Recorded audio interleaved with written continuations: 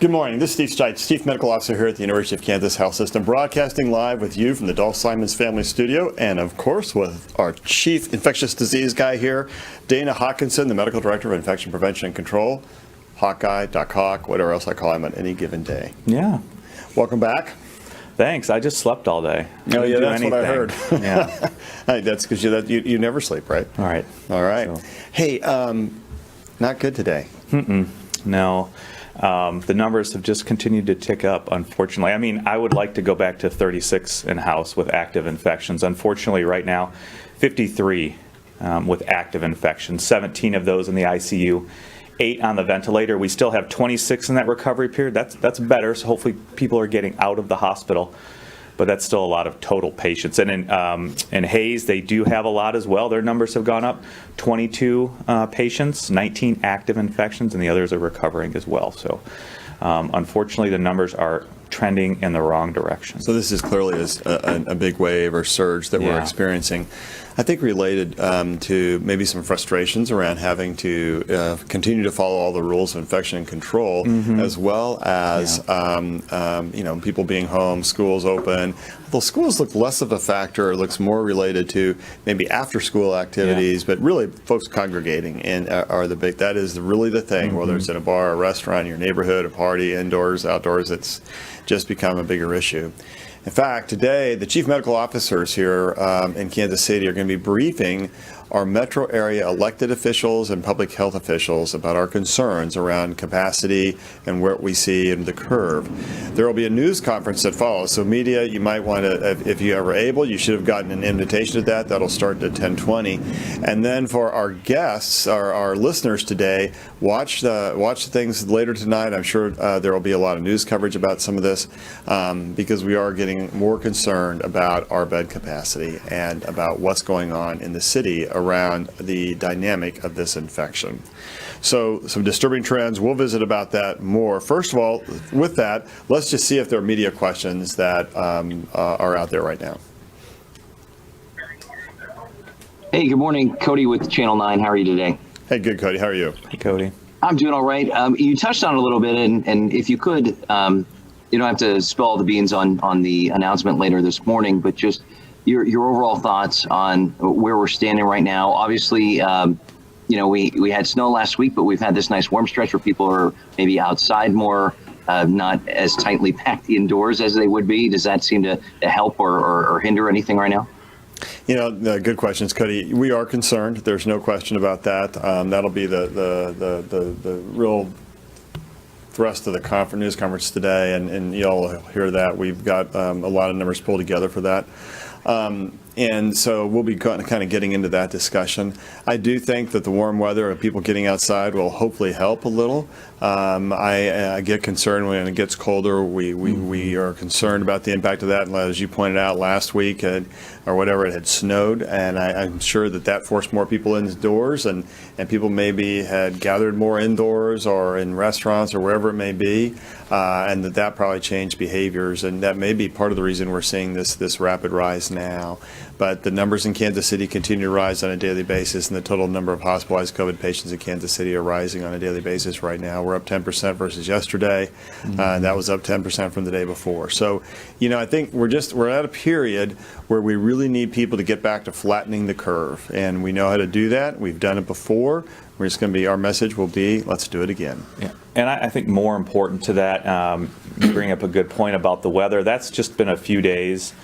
Just as we've seen with the other holidays since the spring and after the opening, it's not that particular day or that weekend, and it's not a few days where it's warm where people can be outside.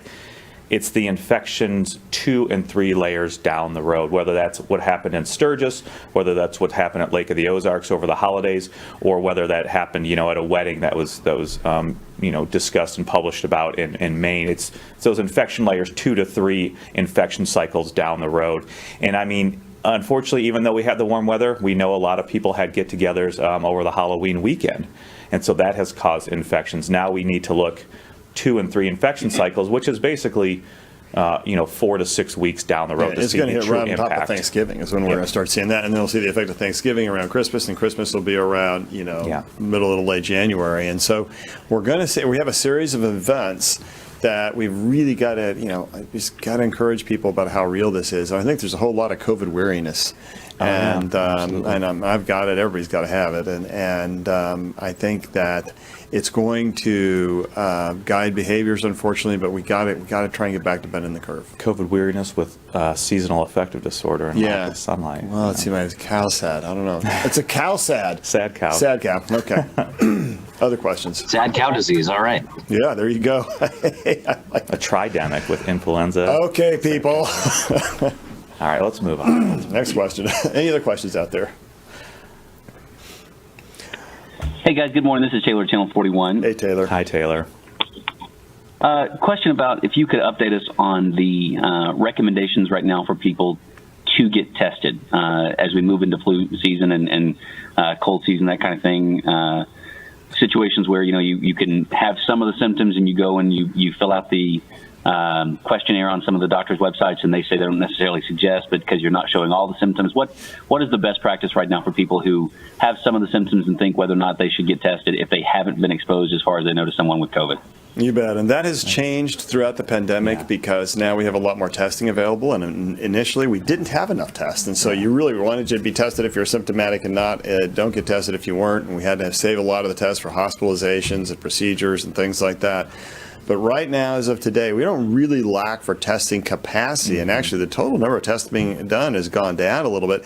In part, we're concerned about that because we think people don't want to quarantine. So they don't want to go get tested because that means they have to quarantine until they get the result.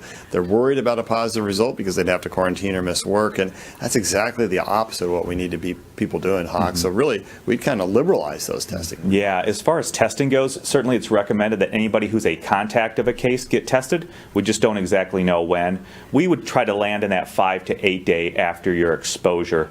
But you still have to remain in quarantine. Even if it's a negative test, you have to remain in quarantine. Now, when do you get tested if you're exhibiting symptoms? Well, the nice thing is if everybody can go to either the local health department or the CDC.gov, they have an excellent data set now of influenza activity in the United States. And the week ending last week, there were more than 11,000 tests performed at clinical laboratories around the nation, and there were only a handful of positive influenza tests even out of that 11,000. So there's extremely low influenza activity right now. So if you are exhibiting symptoms, you really definitely need to go get tested.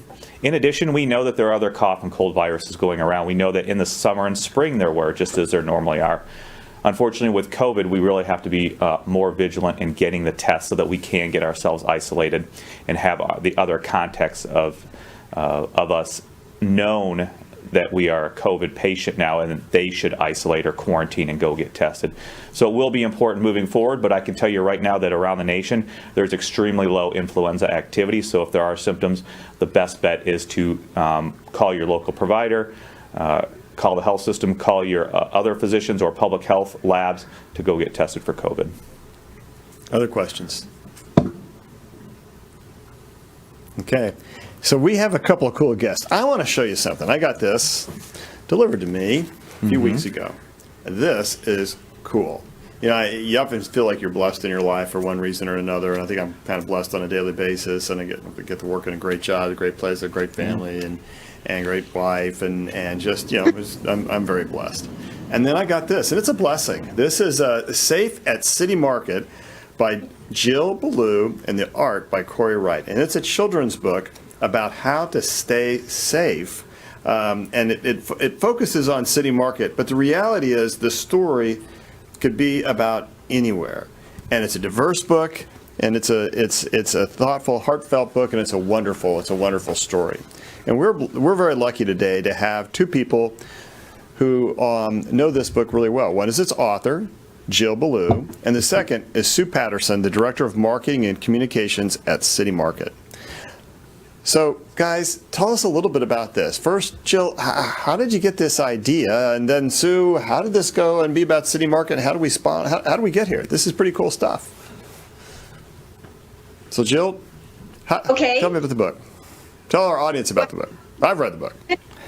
Kendall and Sam are the two boys in the book, and they have visited the city market before in my first book, City Market. And so I wanted to bring them back in some way, and that was time for them to go back and visit the city market, some new shops, and to ride the streetcar. So the pandemic and the situation that we're in provided that perfect opportunity to bring the boys back and to empower them to show adults the role model that everybody needs to be.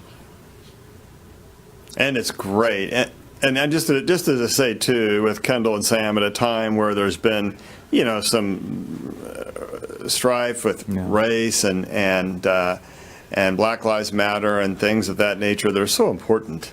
To have a diverse book like this also sends a great message, I think. So, Sue, talk a little bit about that and things. How are things at City Market? Well, City Market is great. We've been here for more than 160 years, but this year has been quite unique. We are the most diverse place in Kansas City. I mean, we've got great people watching. You can eat your way around the world here. It's really an interesting treasure for Kansas City. I especially like, so Jill actually did the original City Market with Kendall and Sam. And then it's a popular one that you can pick up around the market as well. And then this second one, I love the covers because this cover is 5th and Walnut, our iconic sign. And then the new one features our brand new renovation. So if you haven't been to City Market in a while, you got to come see our iconic sign at 3rd and Walnut. So it's kind of new meets old. Our back door is no longer a back door. It's a through street, two-way on Walnut now. So, if you haven't been here in a while, you'll probably recall it's a little bit of a mousetrap when you drive in and try to figure it out. That's all gone, and now we're a through street, and there's more pedestrian wiggle room and better parking access and better visual, line of sight to the stores and so forth. So City Market's changed. You got to come see it. We're open year round too. Yeah, it is. It's a Kansas City icon. Jill, did you have a follow-up there? I saw you start to look. Well, yes, of course I do. Yeah, I love the City Market, which is why I wrote the first book. And it is a place where cultural diversity is celebrated with international flair, as Sue mentioned. And it's outside. So for this pandemic time that we're in, you can enjoy City Market outside and take your food outside to eat and enjoy the fresh air and have fun, which is exactly what Kendall and Sam do. They're just guys who want to have fun, but they want to do it safely, and they are very cognizant of protecting those around them. So that was the point of the book. And it's cool. I kind of like that. Guys just want to have fun. That wasn't the original word. Sorry. When I've been to City Market, I've always found it a delightful place to be. It is so diverse and it's just fun. But today, if you want to go down there, what are the hours? When is it, maybe less crowded if you want to go down there and you don't want to be around as many people? City Market is a really great alternative to, the supermarket or to big box shopping. A lot of people think of City Market as produce, fruits and vegetables, that sort of thing, which we do. We have a lot of specialty grocers, import grocers, produce stands 7 days a week, and then, of course, the farmers market on the weekends. So, yes, if you're looking for your ingredients, a lot of people are cooking at home right now, we're definitely a great destination. And we are, open air. We have lots of social distancing protocol going on. But we also have a lot of retail. So, boutiques and interesting like game shops, things like that. So we're also a retail destination. And the really important distinction here, and I'll get into hours because that's always tricky down here, but a really important thing to point out is that we are open year round. We are all local. So we're all local all year. It's really important now more than ever, and I think we kind of learned this lesson early on in the pandemic, to support your local economy. We got to keep that local, food supply, food chain and local food system going. And so when you come down and support City Market by directly purchasing from growers, like farmers at the farmers market, or say you buy a meal at a restaurant or shop in any of our shops, you are directly and indirectly supporting our local economy. And that is more important than ever. Our main focus here and mission is to provide access to fresh, healthy food for everyone in the community. And there's a lot of food insecurity going on right now because of employment challenges and all kinds of things that this pandemic has, well, that already existed, but boy, has it amplified. So this is a great place to come, feel safe, shop in areas where, we're not having the numbers that we usually have. And, people think of City Market as big crowds in the summer. Our pedestrian numbers are down. People are, though, using us as a destination. So it's less of a, sightseeing trip, although it's really entertaining. And I don't know what I'd do without the market right now. I'd be losing it because it's either home or work. And so it's a really nice, refreshing place to come, have a stroll. Face coverings are required on property, even in our outdoor areas. And in the pavilions, we've set up our vendors so that they're only on one side now. There's lots of passing, walking room, and we have directional signage. We are open 7 days a week. The farmers market is on Saturdays and Sundays from 9 to 3. But the stores and the restaurants and everything else have their own individual hours, and they're open almost every day. Sometimes Mondays tend to be their day off. Again, these are small family-owned businesses, so they got to take a day off once in a while. Well, and the key is that I think having support for people who are supporting us as essential workers and frontline workers throughout a pandemic that don't really get to stop working, and they can't really shelter that well, and so it's really good to support them. Jill, let's move on to some of our questions. We know we have a lot from readers today. Let's get at it. Right, and before we get to that, just one real quick question on topic. Donna has a program called Double Up Food Bucks, and she works with the City Market. She wants to know, where can she get the book? The book is available here down at City Market. Is that right, Jill? It is. It is available at City Market Coffee, the coffee house, and at Bloom Bakery, and at the Candy Wizard. Those 3 vendors have it. So, great. And you can also order from Amazon. Cool. All right. So first question, what is the difference between licensed and staff beds, and why does that matter? Yeah, so that's a great question, and we're going to be exploring that more later today. Licensed beds are the number of beds that you have that you could put a patient in, and you have to go get that, and it's a number that you have to have approved by regulatory authorities, and you say, okay, so I have a hospital, I've got 1,000 beds, and I have 1,000 physical beds, but really I'm not used any of those for a long time, and so I only have 800 licensed beds. So I have 1,000 physical beds or 1,000 physical spaces for beds. I have 800 of those may be licensed, so I don't even have those other ones that even get a license. But then it's what number of that is staffed, and because there's a staffing shortage in general in healthcare, and more specifically during a pandemic, and especially when people have to work at home and their kids are at home, then let's say you start out with 1,000 physical beds, but you only have 800 licensed beds, you may only have 600 or 500 staffed beds. What we really have to look at is the number of staffed beds, because that's where you can actually put a patient, because you have somebody to take care of the patient. Your only other choice then is to try and change your staffing ratios and say, well, instead of a 4-to-1 staffing ratio for the nurse on the floor with patients, now I got to go to 5 or 6 or 8-to-1. And when you do that, care declines. And so then you have this battle between, okay, I can't offer as good a care because I have too many patients and I'm going to burn out, versus I can go ahead and try and take care of the patients and offer the best care. So those are the battles we face every day, and it's just gotten a lot tighter right now in the pandemic when 10% of hospitalized patients in the city are COVID related.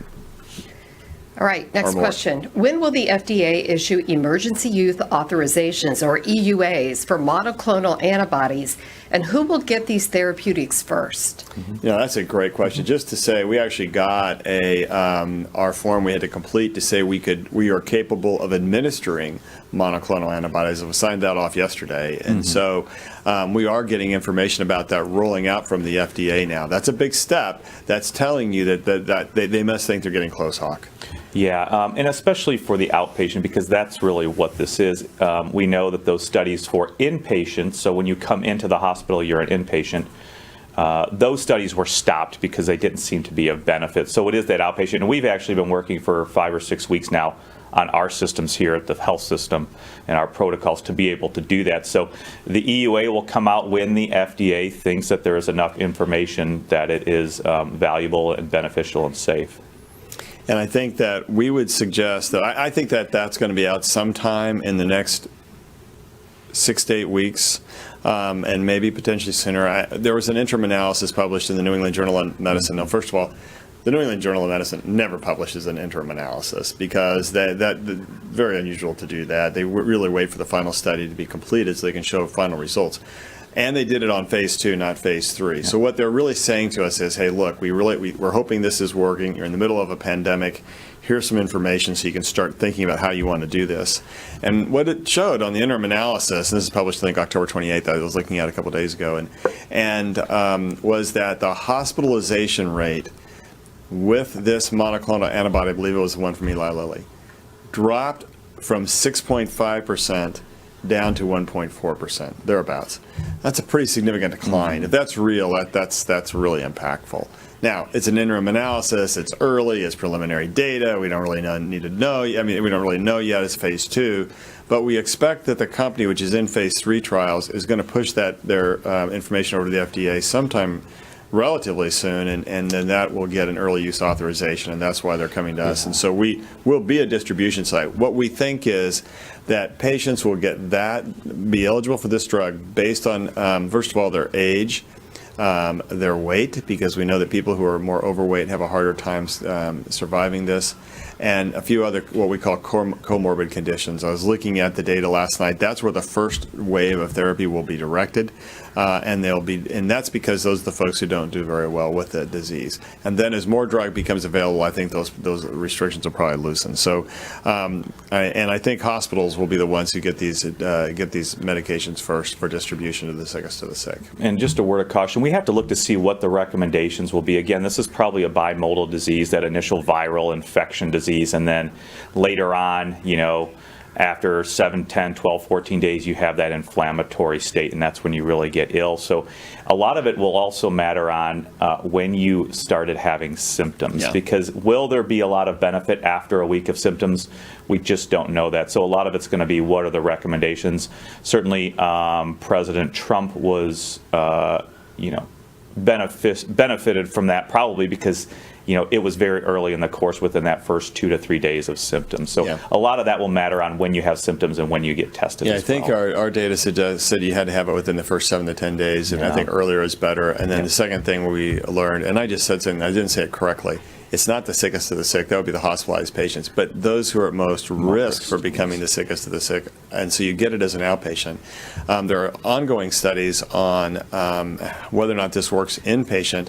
The preliminary data on that did not look as encouraging. You had to get it early, not later. And I think because of the points you made, later it's really inflammation. Early on it's viral load, and what this drug is to do is addresses viral load.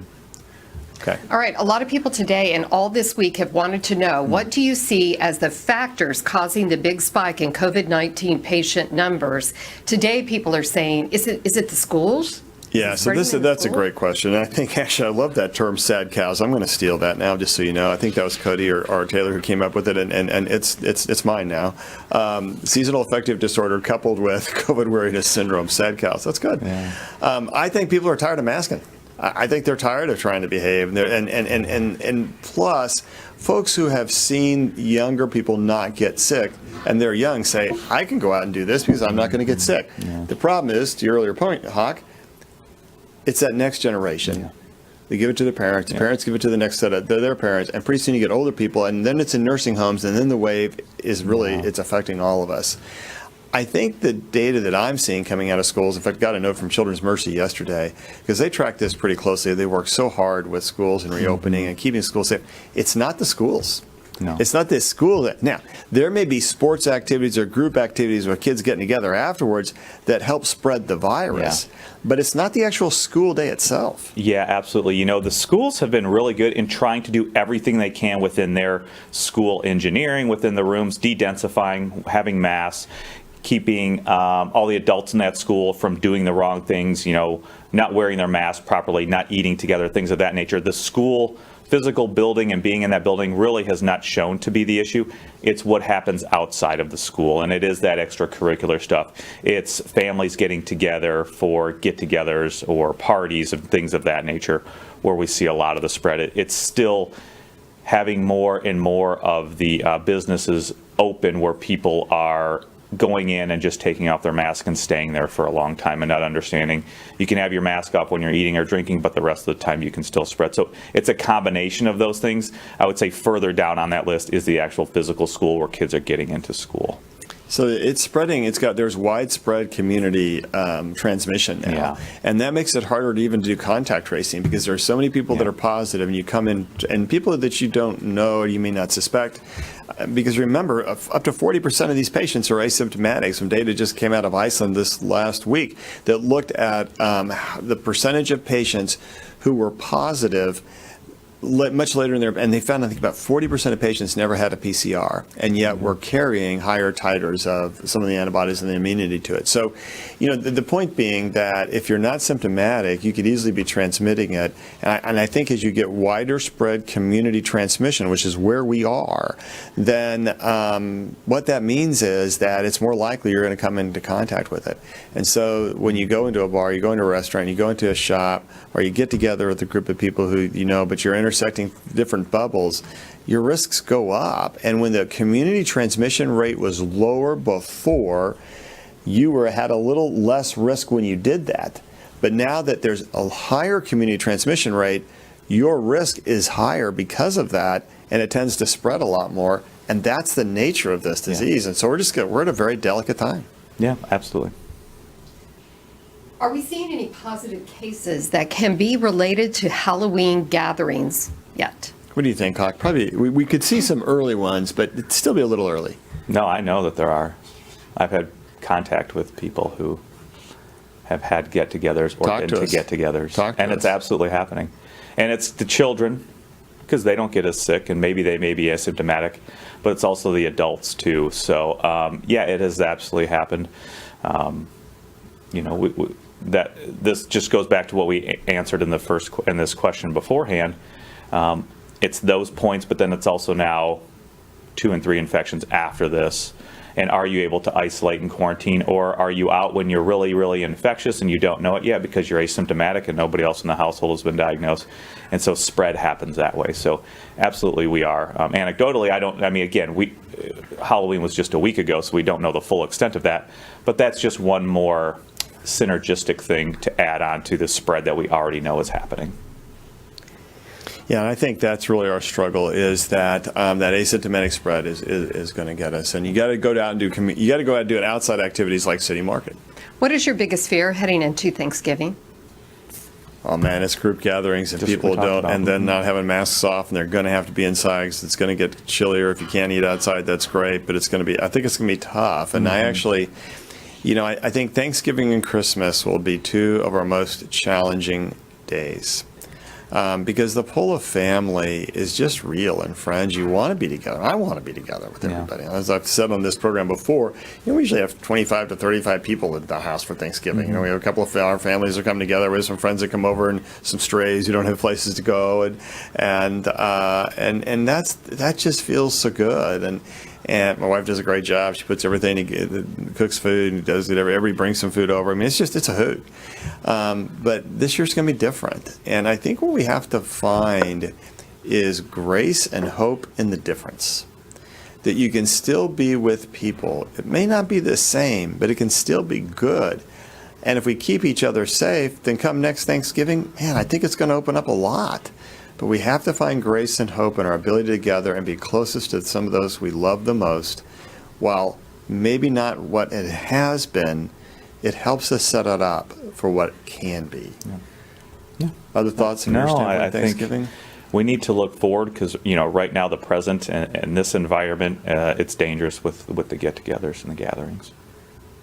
What happens when hospitals run out of beds and or staff? Yeah, that's a scary thing, right? That's what you're seeing in El Paso right now. It's what you saw in New York earlier in the year, Houston, Miami, San Francisco, Seattle, other places that have had really significant surges. We don't want to be that. And what happens is you start having to send patients to other towns who may still have beds. The problem is the Midwest, the Southwest, Southeast, we're kind of in a crisis. I hate to say the word crisis, but we got some big concerns, and we'll go to crisis the day we have to start sending people away. But I think we're there. I think we're at a really tight spot right now. We really have to work at bending the curve. We have to be KC. We started saying that months ago on this program. You have to be KC. I mean, I'm from Kansas City. I grew up here, spent most of my life here. This is my town, and I think that it's our town. And we have to do what we can to take care of each other and to bend the curve. Because if you're a loved one or yourself and you're sick and there's no beds and you have to go to another city, let's say you got shipped up to Minneapolis, well, and you're not around anybody. And that's just really hard. And the way we keep each other safe is to do and follow the rules of infection control because they work. Remember what we've said so many times on this program. Where's the hottest zone, the hottest spot in any city in the country or in the world? Where is it? It's right here in the hospital, right? It's right here where all our COVID patients are because we group all those patients together. But when you look at all that grouping, you look at all those patients we've taken care of, how many of our staff have gotten sick because they took care of a COVID patient? We think the answer is virtually none. It may be zero. Our staff get sick because they go out in the community, or maybe they're even here and they take their mask off and they eat lunch together. Mm-hmm. It's not because they're taking care of COVID patients. And why is that? Why is it? Because they have to follow the rules of infection control. And putting a mask on works. And the proof is right here. It's at every hospital. And for anybody who doesn't believe it's true, I don't know how to help you. Because the proof is right here. And if you don't believe it's true, you're just wrong. And you're putting the world at risk. It's just not worth it. You can be safe, you can bend the curve, you follow the rules of infection control, and recognize that hope is on the horizon in the form of monoclonal antibody therapy, vaccination, and new antiretroviral or antiviral drug therapy, which is around the corner. I mean, again, I was reading about that in the last week. There's some really good things out there that are coming along that I think will help. So there is hope. We just got to get through it. Who has the most power to make a difference in this pandemic right now? No, there's no question. There's absolutely no question about this, is there? You do. You. There's just no question. Man, all you got to do is wear a mask and follow the rules. If you do that, you can keep us safe. Huh? Yeah. It's not monoclonal antibodies and air filtration devices. It's you and behavior. Behavior is more helpful and preventative than anything. And that behavior is wearing the mask, being distanced, not gathering in large groups, doing the right things. It's absolutely about individual behavior, and it has been. But obviously, the message continues to get out to new people every day, which is good. We want to keep getting that education, that message out. But it's individual behavior more than anything, more than blood type or other genetics. It's individual behavior, and that goes on a daily basis. You know, I sound a little bit like I'm in church today, preachy, so I'm going to do it again. Here's the deal. There's no question that it's you. But there's two yous here. There's you on a daily basis, and there's you who trust science to help get us better. It's funny how science has somehow fallen into this state where people don't want to believe it as much. But if you think about it, science has developed antibiotics. Science has led to cures for cancer. That didn't happen by chance. That happened because somebody asked questions and they work together to discover new concepts and new ideas, new treatments that have led to the cure of so many diseases. You have a heart attack now? Okay, well, let's take care of that. Mm-hmm. You're going to hear on Monday about breast cancer, and we're going to talk a little bit about what delay in care means, because it looks like it did 10 or 20 years ago. Science is real. Science can help us, and science will help us get out of this pandemic. But until we have that answer, you have the answer. Jill. All right, we have time for 2 more questions this morning because we have a busy morning. And everybody, fantastic questions. I promise they're going to be on Monday. I'll bring them. All right, last 2 questions. I have jury duty next week. Is it safe for me to go? I don't personally, but that's the person who wrote the question. Got the question. I read it. Right. Yeah. I don't know. I'm sure in these governmental buildings, really in any business or anything, I would assume that they would probably be trying to do the spacing. Yeah. The masking is probably going to be mandatory. So I think if those protocols are put in place, I think it would be safe. And I'm not sure exactly, what county or what city that the jury duty's in, but I would hope that there would be infection prevention protocols put in place to make it as safe as possible. In addition to the mask, please bring a face shield or eye protection as well. Yeah, I think that's exactly right. Everything I've heard is that they've done a good job at the county and city level about making courtrooms safer. So. And last question for today. How do doctors feel about the restaurants that are putting up outdoor tents with heaters for winter? Is that safe? Yeah. It's outdoors, but it's still now outdoors that's enclosed in a tent. I'm not really sure how safe that is. Some still have some open sides where maybe it is kind of, you have outdoor environment because you still have turbulent airflow. But I think if you are moving into a tent, it's still an enclosed space.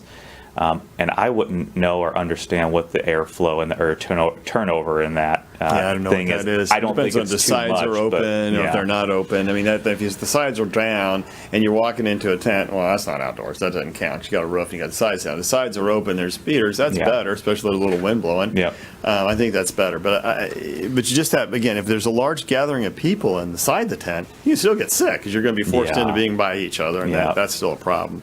Being outside is helpful, but really it's the spacing as well as the breeze and I would things. doubt that there's a lot of airflow and movement in there, especially in the winter where you're trying to keep it heated. Yeah, I think the flaps are down in the tent. It doesn't really count as being outside. Then you're inside. So, okay.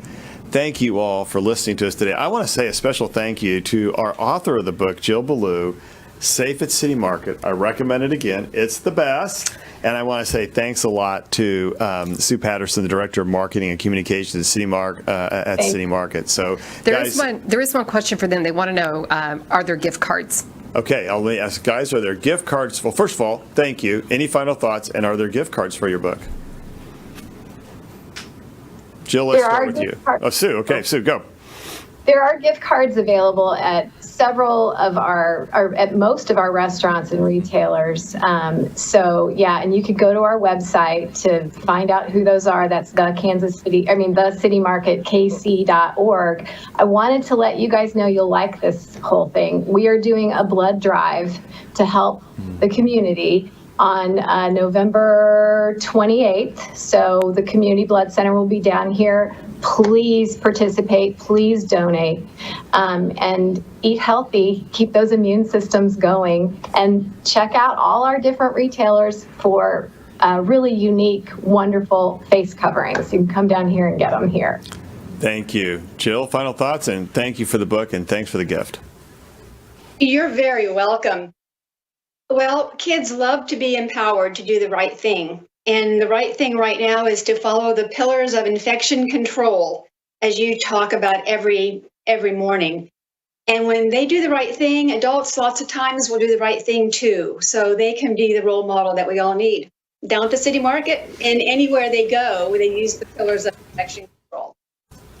Thank you guys so much. Thanks for being on the program, and thanks to all of our guests out there who have been listening today. Hey, Monday, there is a disturbing trend in late-stage breast cancer surgery diagnosis directly related to the pandemic that's been a result of a delay of care. We want to address that.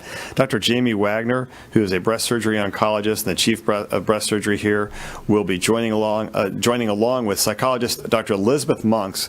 And they're going to talk with us on their view of this and what we can do to help improve that. Also, media, remember that there will be a news conference with the chief medical officers beginning at 10:20 this morning. The CMOs will be updating our elected officials from the entire metropolitan area, a large county swath of that, and then we'll be debriefing the media and taking questions after that. Listeners, take a watch this weekend because I think it's important information and gets back to what we say every day. It's the pillars of infection control. They follow you wherever you go. Hawk? Final thoughts? Yeah, again, another weekend. It'll probably be chilly. People are probably going to want to get together, maybe watch the Chiefs. Again, as we talked about, it goes to individual behavior. And unfortunately, right now, we just can't do that. We can't meet in large gatherings. Remember to wear your masks. You know, if you think you're ill or a contact, get tested. But right now, it's a very dangerous time, and especially as we move into the weekend when people are trying to get together, just be smart because it's all based on you and your individual behaviors. Yeah, a lot of sad cows out there. Yeah. And we do have to watch out for that. But remember, don't give in. Don't bring the danger to you. Keep the danger at bay. And you can do that by following the pillars of infection control. They do travel with you wherever you go, and there's still no place like home. We'll see you on Monday.